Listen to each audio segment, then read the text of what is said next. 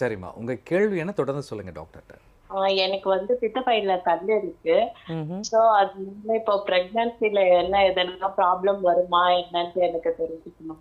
ஓகேம்மா. இது ப்ரெக்னென்ட் ஆகும்போது பித்தப்பை கல் யூஷுவலாக ஆப்ரேஷன் பண்ண மாட்டாங்க.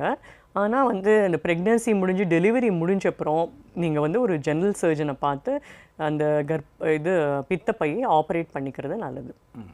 இப்போ பித்தப்பை ஆப்ரேட் பண்ணி எடுத்துட்டோம் அப்படின்னா, அந்த பெண்களுக்கு உண்டான அந்த சத்துக்கள் போதுமான அந்த ஜீரண சக்திகள்லாம் கிடைக்குமா மேம்? அதுக்கும் சம்மந்தம் கிடையாது. ஓகே. இது பித்தப்பையில கல் இருந்தா அதனால வலி, வயித்த வலி வரலாம். அதனால பிரச்சனைகள் இன்டைஜஷன் ப்ராப்ளம் அதெல்லாம் வரலாம். ஓகே. பிரெக்னன்சிக்கும் அதுக்கும் சம்மந்தம் இல்ல. இது டைஜஷனுக்கும் சம்மந்தம் கிடையாது. Okay ma'am. ஓகே. இப்போ அவங்களுடைய இன்னொரு கேள்வியும் கூட என்னன்னா, இப்படி இருக்கிறதுனால பிரெக்னன்சி தள்ளி போகுமா? அப்படிங்கிற ஒரு காரணமும் கூட இருக்கலாம்ல மேம் அவங்க கேட்கறது.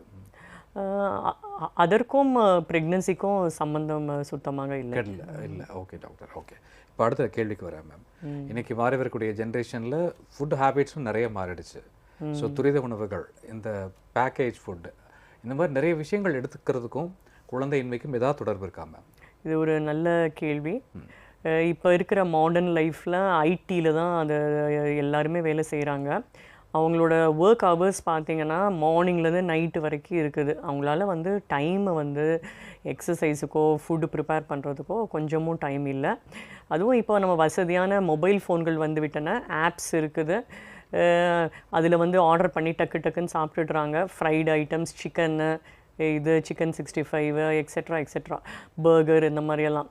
இப்போ இந்த மாதிரி சாப்பிடும்போது, இந்த மாதிரி சிக்கன் அது மாதிரி சாப்பிடும்போது என்னென்னா, அந்த மாதிரி ஆர்டிஃபிஷியலாக இன்ஜெக்ஷன்ஸ் போடுறாங்க அந்த சிக்கன்களுக்கு.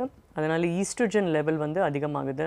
அதனால் முட்டைகளோட வளர்ச்சி வந்து பாதிக்குது. அதனால் நீங்கள் ப்ரெக்னன்சிக்கு ட்ரை பண்ணுறவங்க இந்த மாதிரி ஃபாஸ்ட் ஃபுட்ஸை கம்ப்ளீட்டாக அவாய்ட் பண்ணுறது பெஸ்ட்டு.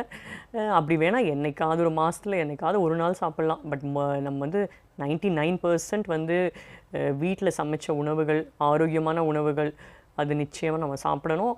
எக்கோட குவாலிட்டி, அதாவது முட்டையோட தன்மைக்கும் ப்ரெக்னன்சிக்கும் நம்ம சாப்பிட்ற சாப்பாட்டுக்கும் மிகுந்த சம்பந்தங்கள் உண்டு.